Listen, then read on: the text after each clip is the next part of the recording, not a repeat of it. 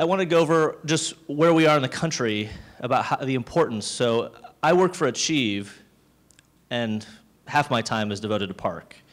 But so what Achieve does is we do a whole bunch of things. But one of the things we do is we do some polling, and we did some polling around science and math and the importance of it, and what the country thinks. And as you can see, of these 5 things, of making sure American students receive a world-class education in math and science was the second most important thing that American voters thought was crucial to turning around the country, or to keep the country competitive. So people understand, even beyond reducing taxes and regulatory burdens, improving trade practices, this was the second most important thing.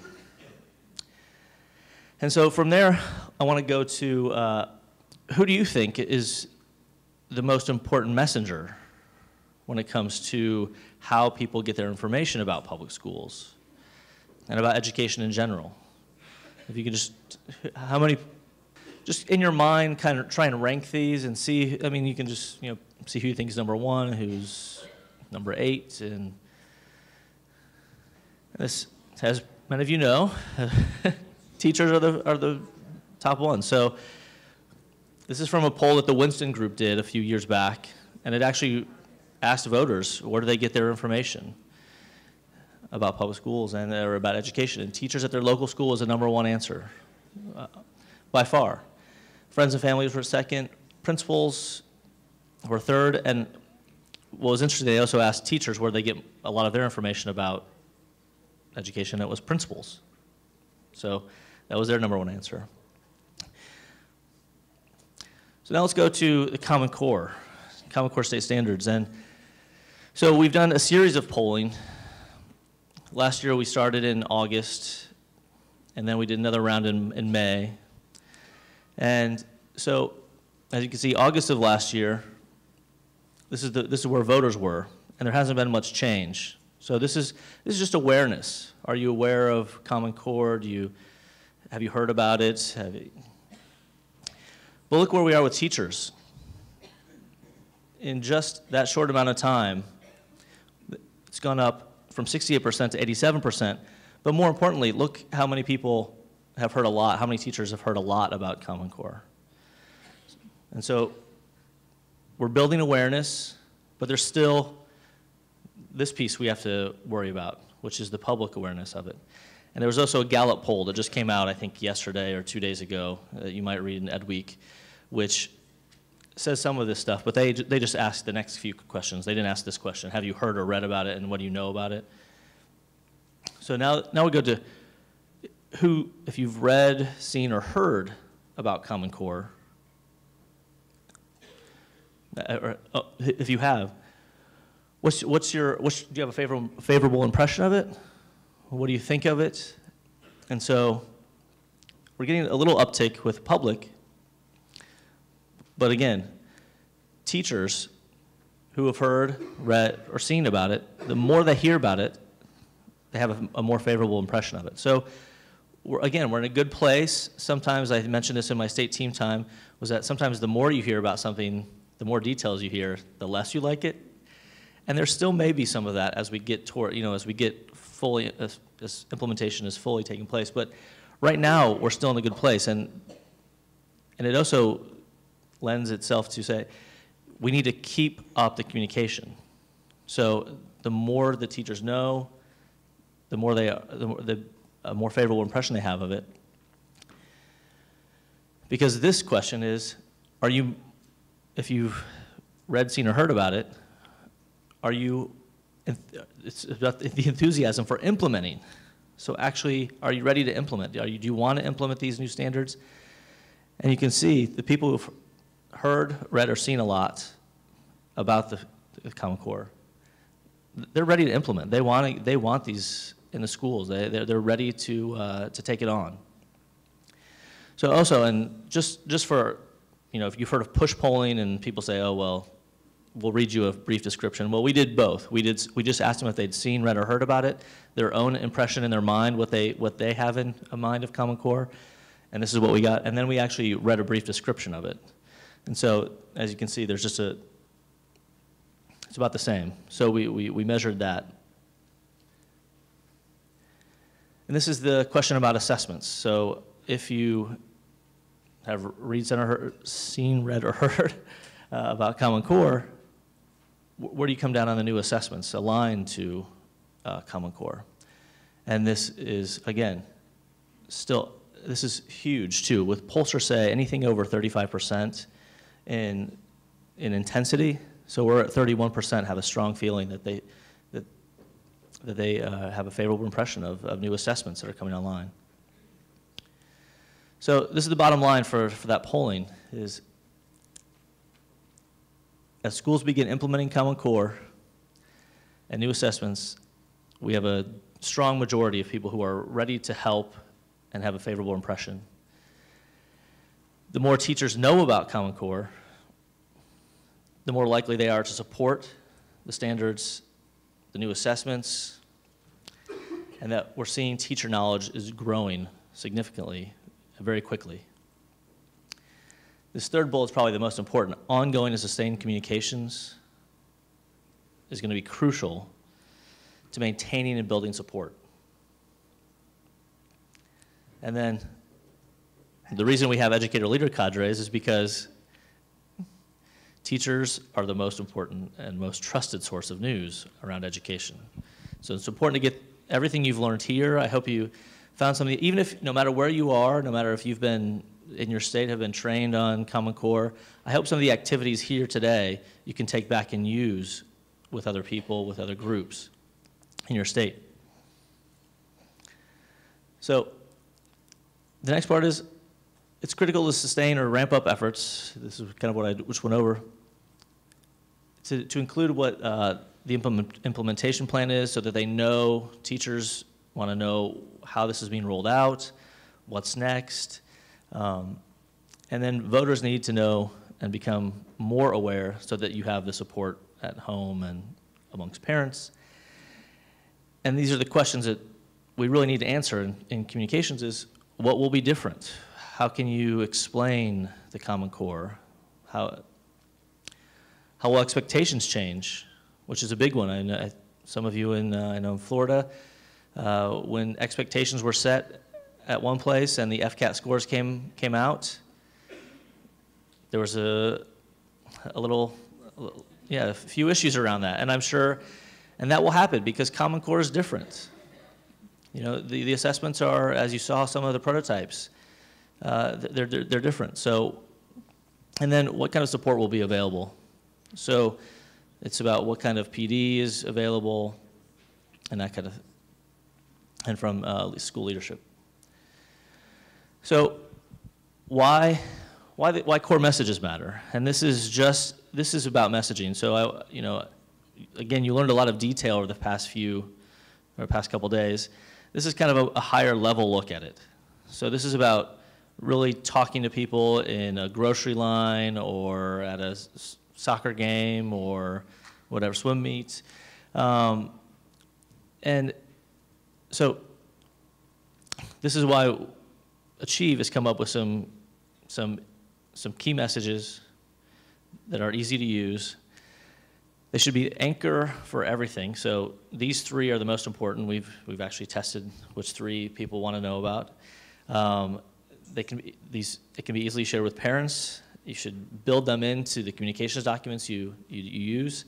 Helps people stay on message, right? You want the people saying the same things. You don't want 500 different messages about it because it dilutes the message.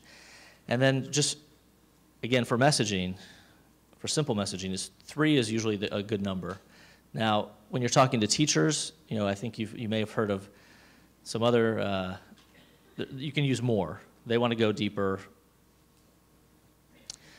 So we have these message cards that Achieve has created, and it's just 3 basic message bullet points on the importance of Common Core. These are available. You can email me, and we can send copies to you. But I also want to point out Indiana, we also have the InDesign file. And where's Indiana? Oh, you're everywhere. Carlotta and Trish, and I can't say Trish's last name, but she's from higher ed, and Carlotta from, we shared the InDesign file, and they made these their own. They put Indiana's logo on it. They call it Indiana's Common Core, and so it's tailored to their state. But these are leave-behinds. They're easy. So, and then one of the things that there's going to be change, you know. We have to be able to tell people, part of branding and part of communications is what was different about what we were doing as opposed to what we are doing now. And Doug, I don't know if he mentioned, you know, he talks about in some of his Yoda in Star Wars used to say, you must unlearn. Well, this is the challenge that you're going to face in a lot of schools and with a lot of teachers. So Bill Schmidt from the Michigan State University, I forget what the name of his department is, but so he's done some polling of about 1,600 teachers, and just in mathematics. But after reading a sample Common Core math topic for their grade, 80% of the math teachers say it's pretty much the same as their former standards. And what's really kind of disconcerting is he asked, you know, if a math topic they currently teach moves to a different grade, will they drop it? And only a quarter of teachers said that they would drop it. So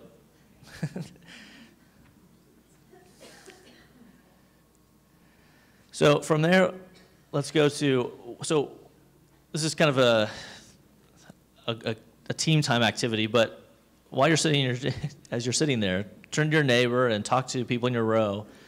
So what would you say how would you get over that, you know, how would you tell a teacher who says, I'm not going to drop that topic I'm teaching, how would you convince them that it is different?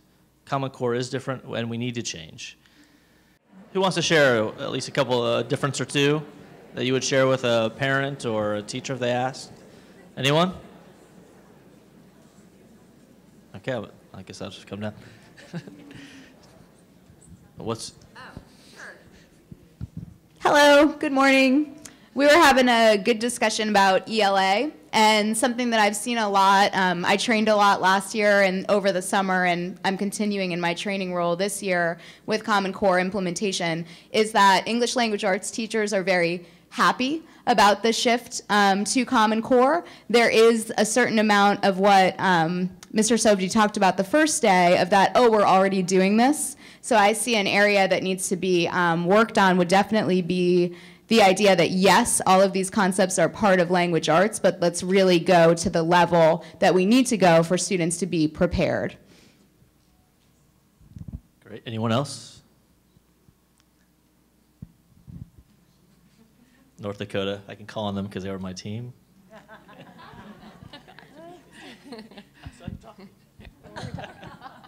We were just talking about that same thing of finding a balance between support, so it's not, you know, introduced to inflict terror on everybody, support, and yet getting everybody excited about changing. Anybody else have anything in math?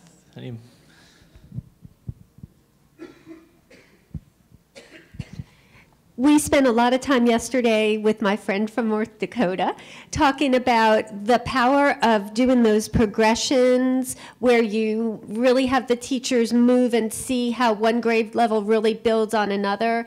And that would probably go a long way to help them to understand that they can't defer or skip certain topics. It's an excellent one. Anybody else? Okay, well, we'll go on. This is what it is, you know, shifts happen, and that's what this is. You know, we always talk about these things, and so this is, you know, for ELA and literacy, I'm sure you've seen these, but these are the three things that you can actually tell people. You know, these are the three shifts that are happening in ELA literacy. Now, again, these are just high level, and you know, for teachers, you can probably go deeper, but this is a good overview and a good anchor. So building knowledge through content-rich information, nonfiction. Reading, writing, and speaking, grounded in evidence from text, both literary and informational, and regular practice with complex text and its academic language. So those are the three shifts that you can use and should use. Now in math, this goes back to what, focus strongly where the standards focus. And what we talked about earlier was coherence and the progression. So think across grades and link to major topics within grades. I think if you were in the math groups yesterday, you did some of that. And rigor. And major topics pursue conceptual understanding, procedural skills, and fluency and application. So those are the three in each. Now another group discussion is, how would you describe the PARCC assessments? So you came in, I don't know how much you knew when you got here and how much you've learned since you've been here. And I know we're still in still a lot of questions out there, but again, this is bring it up to a higher level. Think about somebody who knows nothing and just wants to know about assessments or know the change. What would you say is different about your current state assessment to what the PARCC assessment will be and what it is and why it matters? So I'll give you a few minutes to talk about that. So, anybody? I think one of the big differences is that the PARCC assessment is very different, and the rigor is much higher. And I think students are going to have to really change the way they think about testing, and teachers are going to have to direct learning so that students are going to be able to deal with that kind of text. It is very thoughtful. They have to be able to find textual evidence. And sometimes that's not something we've had to do in the past. Anyone else? Nobody else? I'm going to date myself, but this is like Donahue. Remember Donahue? And since we're... I think the biggest difference I noticed is as a student sits there at the computer, they're going to be eager to move to the next task to just see what's going to be offered for them to be able to do. And our previous state tests, it's like turn the page and move on. I've answered this. What's the next question? And I think it's going to be exciting for them to be more engaged, which hopefully will then transfer into better results. Here's one. You have to stand up. Oh, no. Well, I think the PARCC assessments really speak the language of our students. I think our students have already changed, and I think the Common Core state standards are kind of a tool that teachers can use to really connect to our students again. There's a lot of people over here in the back, but I don't, were you guys, anybody?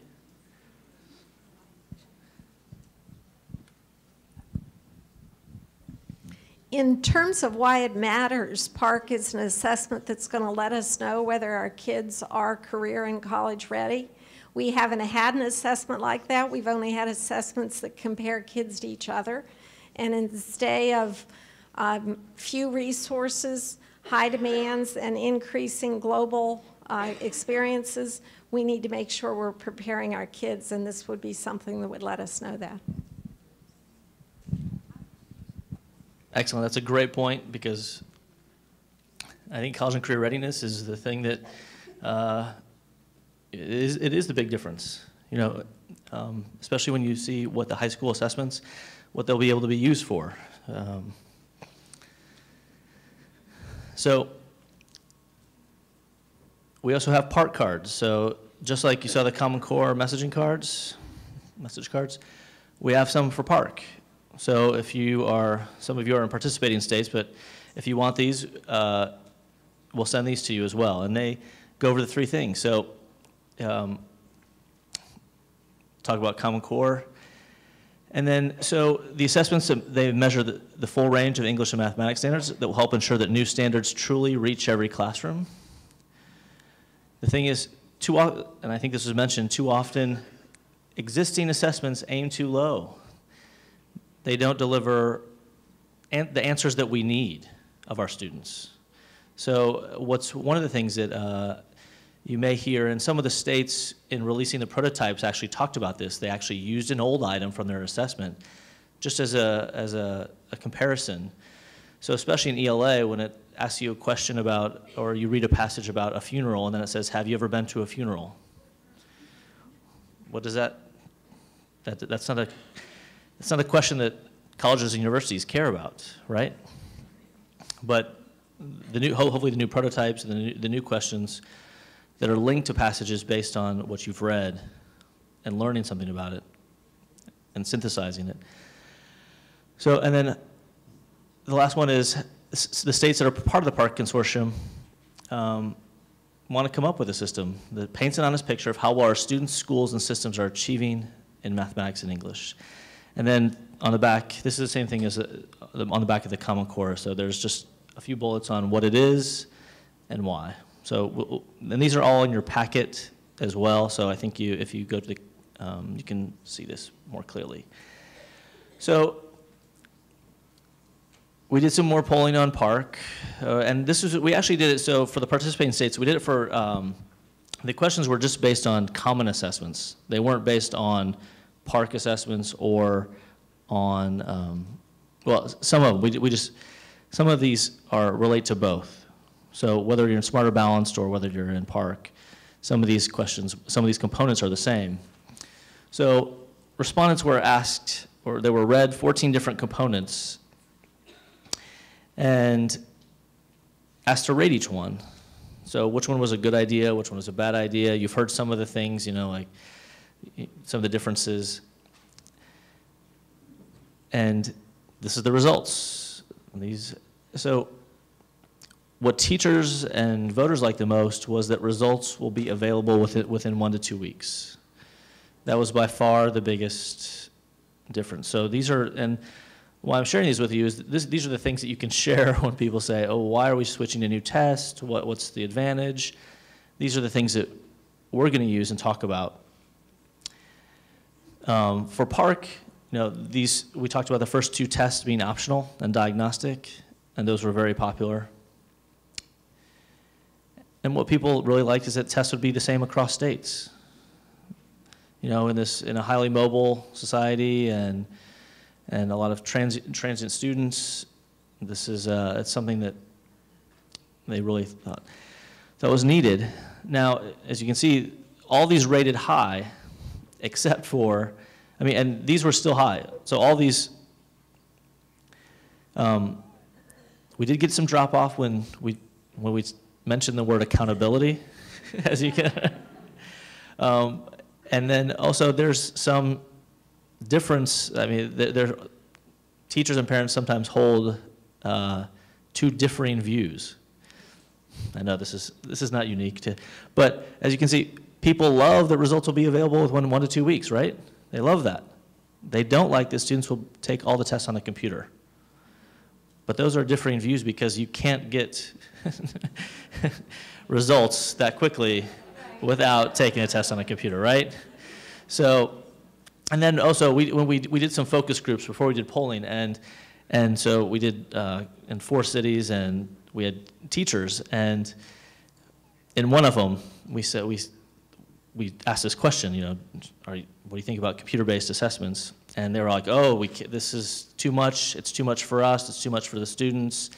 They want to be able to write their work. They want to be able to, and had all these, and then they kept going on, and so we sent a note in that said, is this a problem for you or for the students?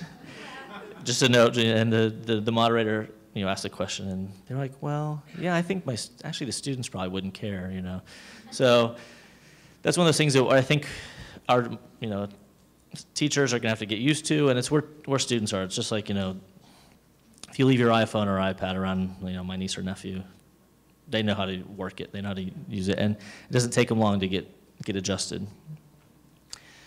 So here are some helpful points about PARCC and about communicating around PARCC and as you learn more about it, and read more about it, is communicate the human element. So these tests, these are student-centered tests. They're really designed to gauge what students know, their critical thinking skills.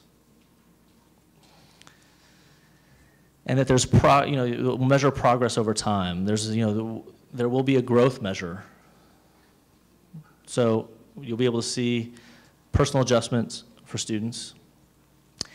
There's active teacher involvement in test development. So there are active teachers, active current classroom teachers that are part of our review for items and passages. And that was really important. You would, I don't know how many of you are teachers, but how many of you care about that? But in our focus groups, they all said we want, and not a teacher who was an administrator 2 years ago, or an administrator now who was a teacher 2 years ago, or current classroom teachers in the classroom today teaching. And then this last point goes back to the whole idea is that the end goal, keep that front and center, which is students prepared for life after high school. And that's what the assessments are aimed to measure. So not just the high school test, but that you're progressing, that there's a progression that you're building from year to year towards this goal. Also, teachers liked this. So if the mid-year, the early diagnostic and the mid-year assessment are opportunities to make adjustments and measure growth and progress. And they also, they like that there's a coherent system around the new assessment. So another thing we heard was a lot of states and districts require assessments, and this would hopefully, if they could get away from district-mandated assessments and some assessments that they use, and focus on this coherent system of a diagnostic and a mid-year that are actually linked or tied somehow to the end-of-year assessments. So there's a lot of audiences, and this is where it's going to be different for every state and where you are. I mean, all the audiences will probably be will be the same, but we saw with the prototypes we had some good media coverage. This is the first time people are really taking note that the test will be different. Your agency staff, so people in your state education agency need to be fully aware of what's going on, of the new assessments.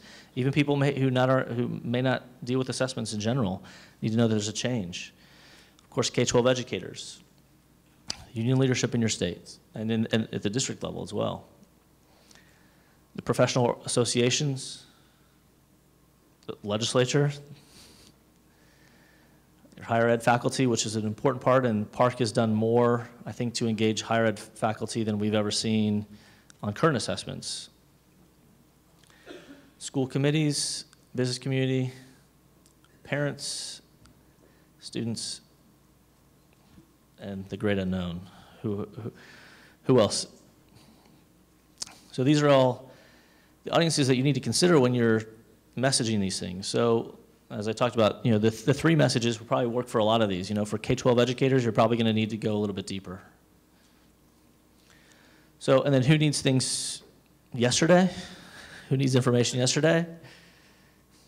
Probably the state needs to be involved, and teachers, of course. They need information right away. Later, you can probably, these tests aren't going to come online until, if you're just talking about PARCC, for another 2 years. But as we mentioned in the prototypes, you should start to get as we release these, you can get them familiar with them, acclimated a little bit. Here are things that can happen as we move along through the chain. And business community and advocacy groups can be helpful as well. So here's some of the resources that we've put together that you can use in messaging. Student Achievement Partners Achieve the Core, the Common Core State Standards Toolkit, which is produced by the Council of Chief State School Officers. And I don't know if you've seen the PTA guides. If you haven't, they're really good for parents. I mean, I think they distill it down to a level that parents can understand, and it's really accessible to them. So, and then the teaching channel has 31 Common Core videos as well. And we hope to work with them in the future on some other things too, around some good videos. We also have here's some instructional resources. So the model content frameworks, as you're familiar with, were the Tri-State Collaborative Rubrics. And this, again, this will all be available on the portal, the PowerPoint presentation. So Illustrative Mathematics has a website that houses a lot of math tasks, Common Core tools. The National Council of Supervisors of Mathematics also has PD materials, some sample texts from the North Carolina Department of Public Instruction. And then the instructional shifts that I mentioned earlier, Student Achievement Partners has a section that you can actually go to in what they call Steal These Tools. So in the last cohort, there were 2 teachers who not only they blog and they tweet. So these are 2 people I'd suggest you follow. They're Darren Burris out of Massachusetts. His website is an aggregator of all the Common Core news that's coming out. And so if you just want to keep up on what's going on around the country, it's an excellent place to do that. And he also tweets about it. And same thing with, and Char was from Ohio.